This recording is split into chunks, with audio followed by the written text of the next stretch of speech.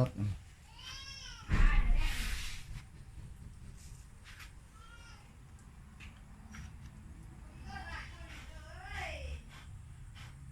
เจี๊ยบมันเลยเนี่ย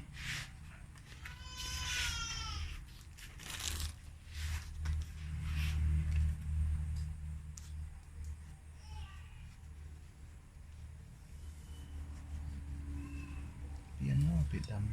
ำโอ้ยเอาทุกเงินมาจุดไปจุดไป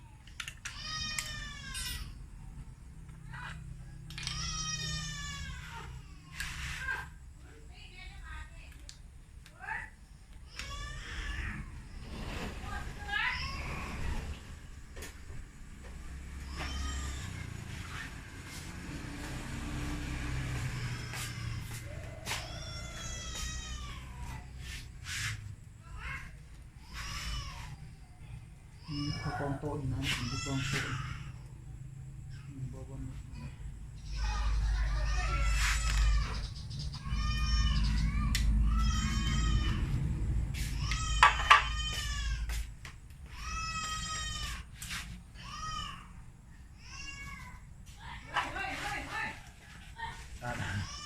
เราเสียงองุ่นกับเสียงแม่บนยูทูบเลยนี่เสียงองุ่นno no no นะ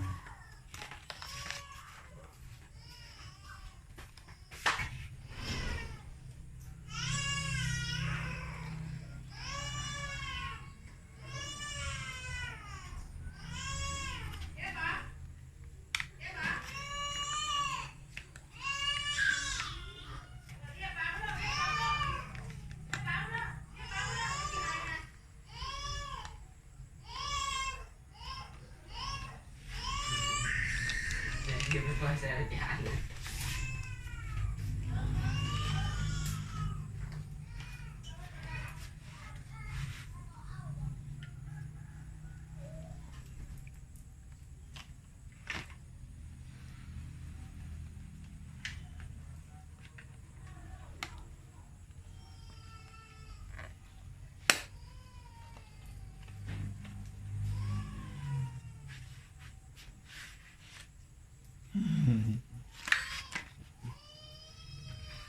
ี่บอกมันจะไม่บ่ลงโอ้ก็คือพอทอออกนี่ให้มันจุดนี้เนาะไป ถอกใส่กันเลย อะไรตอนพอทอออกนี่เจี๊ยมาหอมปะเจี๊ยเอาเจี๊ยห่อหรือที่เจี๊ยขาวมาหอม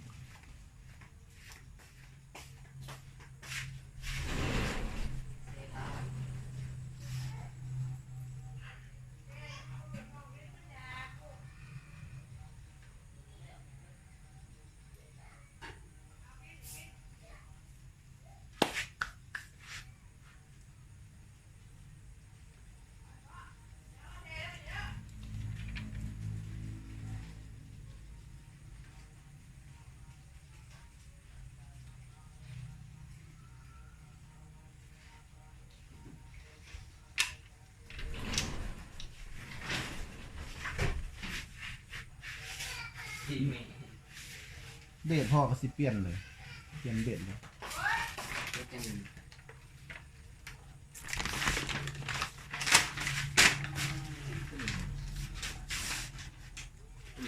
ให้อะไรเบ็ด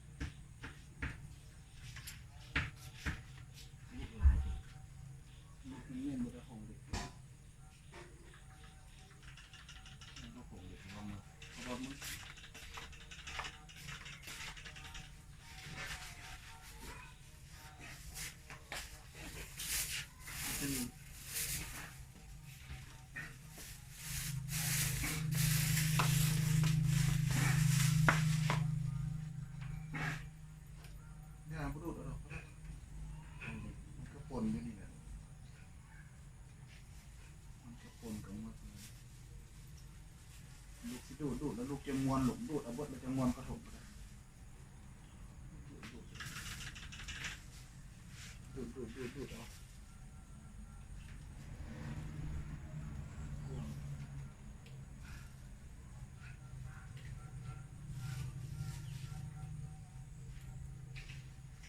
มันมีเมือกปนอะไร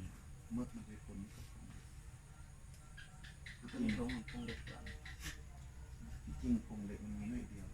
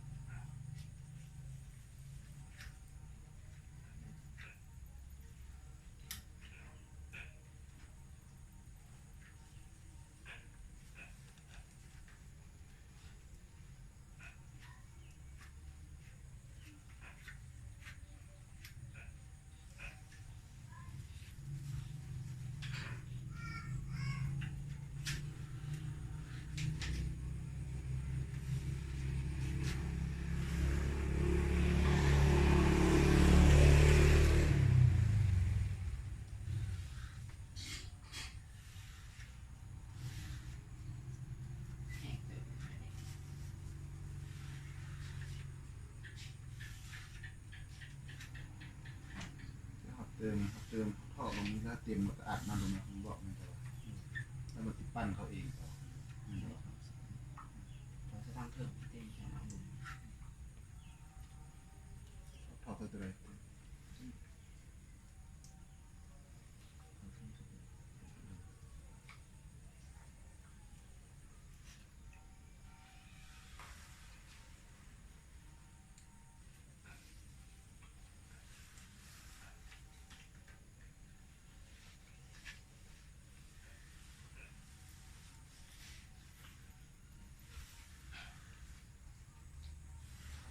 ที่ได้หลุดมันทำว่ามีผลเสียเราก็เสีย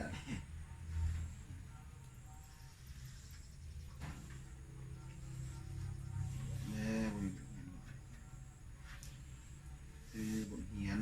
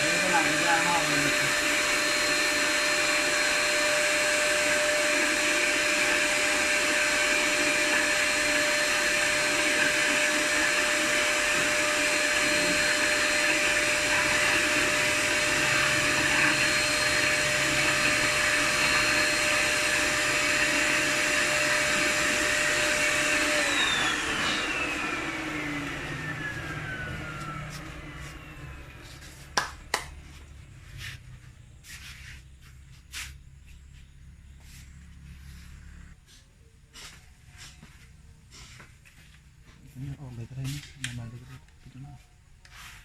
เพราะว่ามันมีตัวห้องตรงนี้มีกิฟล็อกในห้อง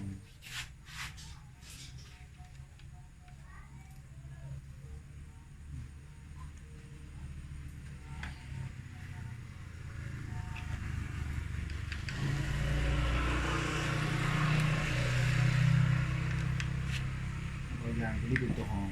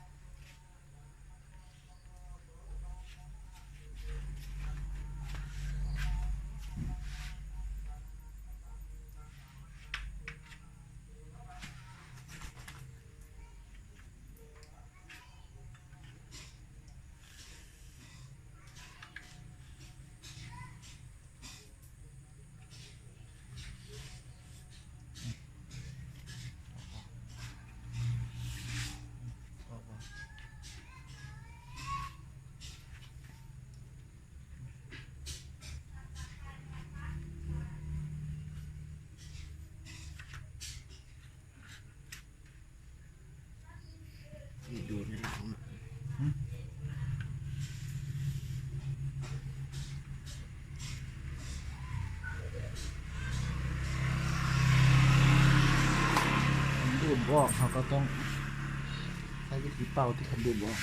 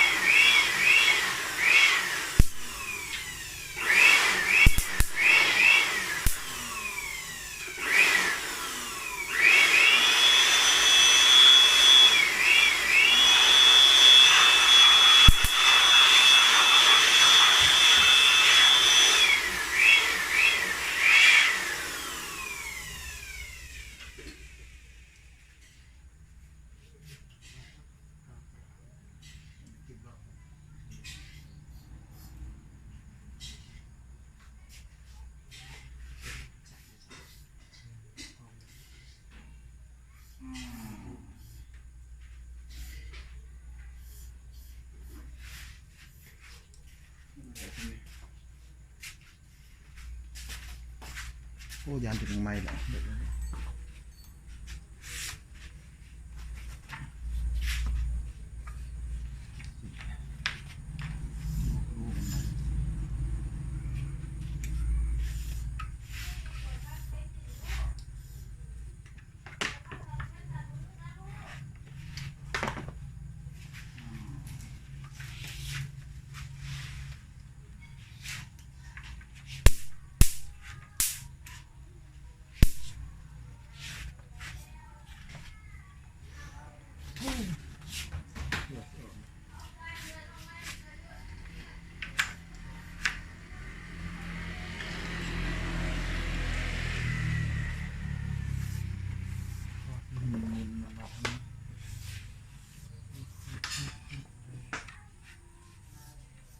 จังหวะเห็นอยู่ทางท้ายนะครับ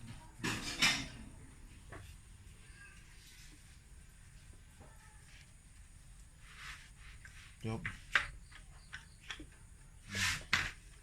ตอนอัดฝาก่อนไหนอัดใส่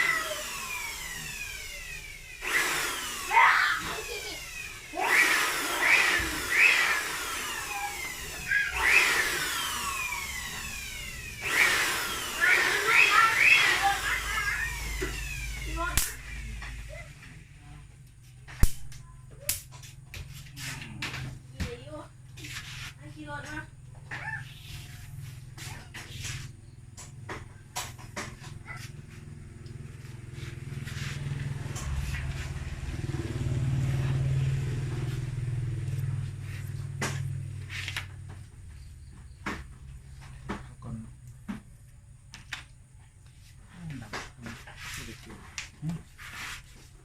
ว่าเติมมันจะสุดมันจะค่อยอนามัยด้วยนะ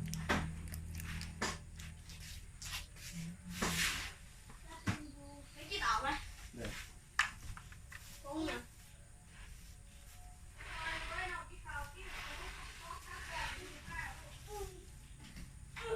ลุกขึ้นลุกขึ้นเพื่อไอ้นอนเขื่อนแห่งไหนล่ะจะหายได้ไหม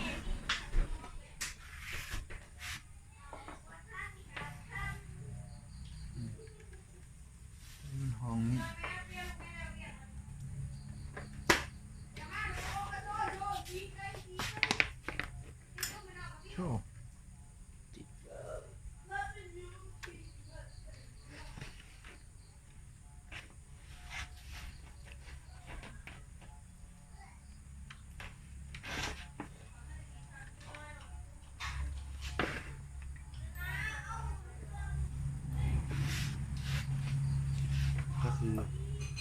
เขาต้องอนามัยบัดเลยนะลุงเกลี้ยงเลยเกลี้ยงเลยทีนี้กิฟล็อกตัวนี้จะห้องกับลูกห้องกับเล็กตัวนี้แต่ว่าที่ห้างมันขึ้นอยู่กับตัวนี้เป็นตัวคุม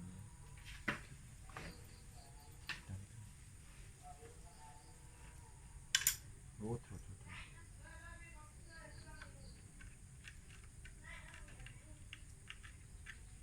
เวลามันอัดไปแล้วมันข่าวมันย้อนว่ามันมีขี้เหงื่อลงไปบังอยู่ในนี้ลงเวลามันปั้นเขาแล้วมันไปตำตัวนี้ไปเห็นมึกบุไป มันจะมีบ่มีมือคนจะมีเล็กกว่า เป็นแม่เล็ก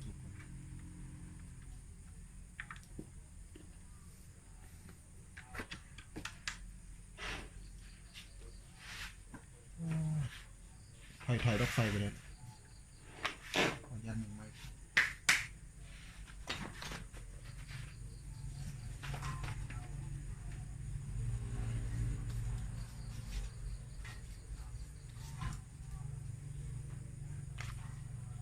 ถอยไปอ่ะโอเคทำประมาณนั้น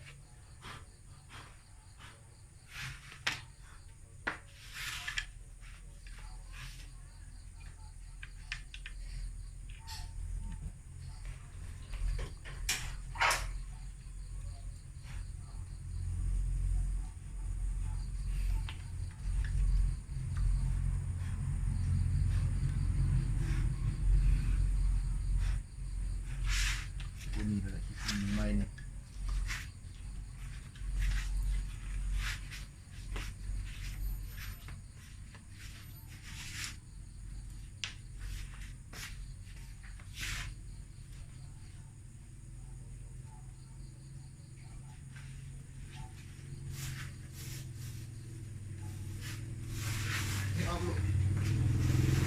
ต้นที่มันมีอันนั้นบ่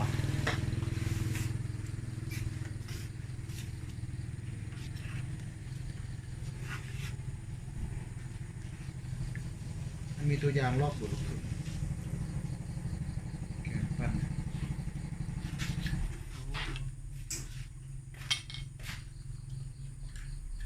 โอเค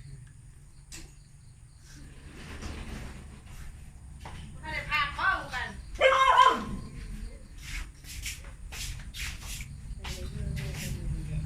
แล้วให้กินคันโอ้งอนกินแล้วว่าเขางอนถ้ากินข้าวนี่มันกินของใหญ่เลยสองฉันมาเอาฝังมากินขนมเอลเซมันท้องก่อนมันละเดี๋ยวนี้อาบน้ำใหม่แล้วนะ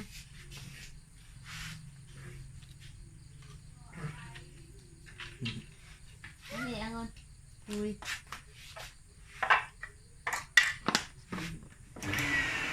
คุยตื่นเหรอ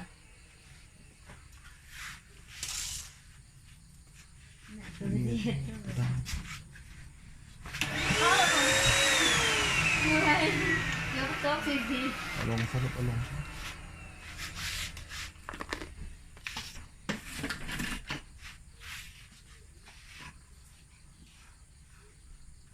ไปลูกกันตัวมือ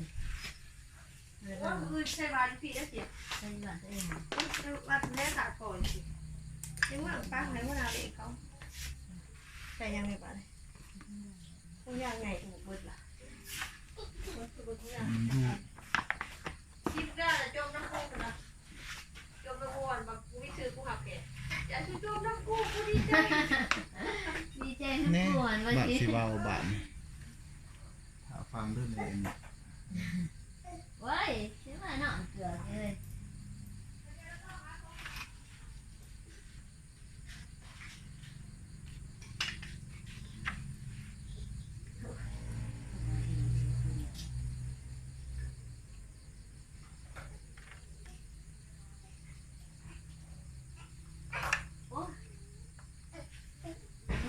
เอาลูกกระเจี๊ยบหรือตัวที่ ต้องเหนียวนั้นตัวนี้ไม่ใส่ ตัวนี้ได้ใหญ่เลย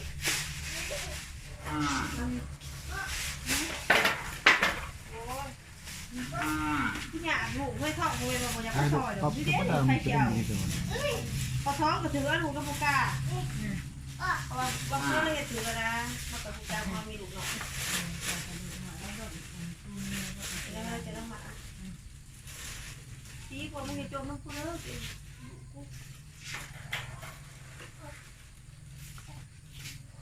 เอาเงินไปนั่งเอาเงินเนาะถ้าเอาเงินไปดอก ตอนแรกเพื่อนสิพาลูกเขาไปรอเลยมีวัดกัน ไปว่าถ้าเด็กไปมาเด็กไปหาเพื่อนนี่เงินอะไรแต่ไปเงินดีเป็นเงินดีเนี่ยก็ได้ได้ไม่ได้ทำเนาะครอบครัวนี่ก็จะเลิกเลยเขาจะเลิก ใครเนี่ยจะเข้าสื่อกันใหม่มากก็เลยแล้วนะ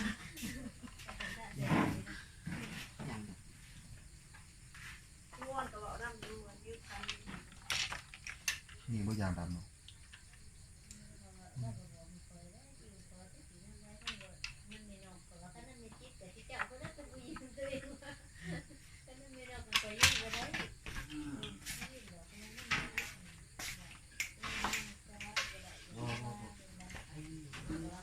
เขาเป็นห่วงว่าสิคะน้องของเขานะ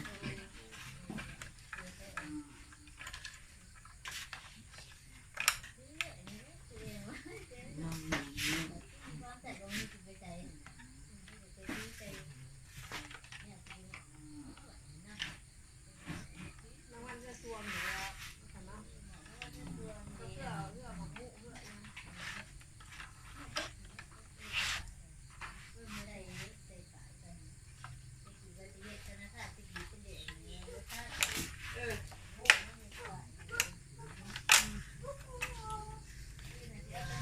ว่ามีบ่ลูกอยู่ในยางนี่ถ้าไม่ดีมีอันนึงนะลูกอยู่นี่ยางที่เป็นแถวล็อกที่นั่น